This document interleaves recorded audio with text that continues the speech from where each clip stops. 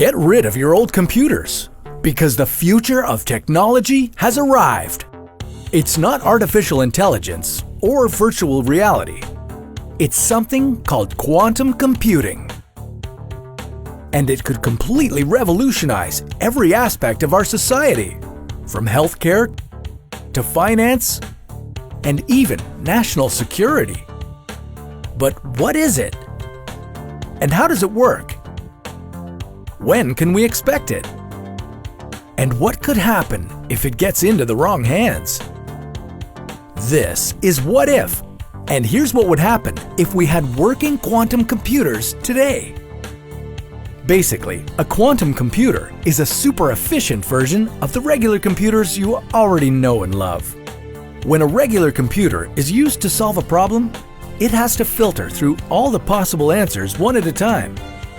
Whereas a quantum computer can filter through 1 billion possible answers at once to find the correct one in just a fraction of a second.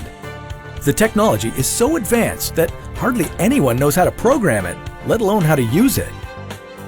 So, how much power and control would quantum computing give to the first country or person who perfects it?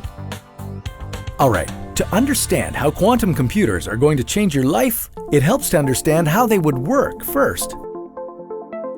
Today, computers are binary. They process information using bits, where every bit can only exist as a 1 or a 0, and nothing else. A bit is relatively simple.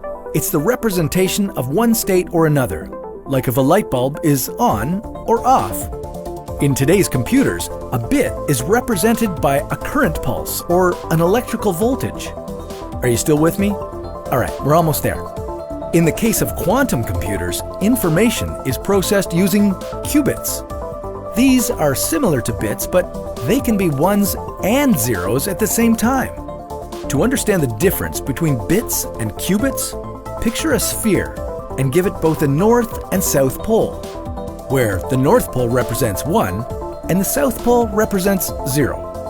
With a bit, the poles are the only usable spaces on the entire sphere, and only one of them can be used at a time. With a qubit, the whole sphere becomes a usable territory. You don't have to grasp the complicated physics behind it, but the main point to take away is that qubits can deliver more complex data and allow us to encode more information into much smaller computers. Some of the most progressive tech companies like Google, NASA, and IBM have already made versions of this technology. Now they're racing to perfect it. Once they're perfected, quantum computers will offer lots of benefits. For one thing, they'd be a game changer in the field of cryptography, mainly because of their ability to enhance security protocols by generating truly random numbers. Because of this protection, communications devices that are quantum-based could be used to transmit medical and government records, defense data, or other sensitive materials without fear of them ending up in front of the wrong eyes.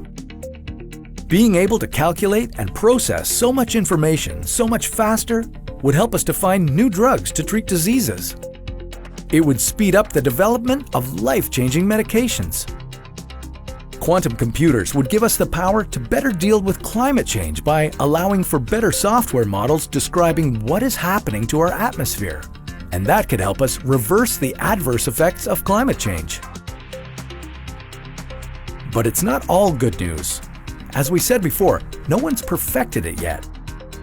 If the first person who does wants to use the tech for ulterior motives, we could all be in trouble. As soon as a working quantum computer exists, our modern cybersecurity methods would become almost useless.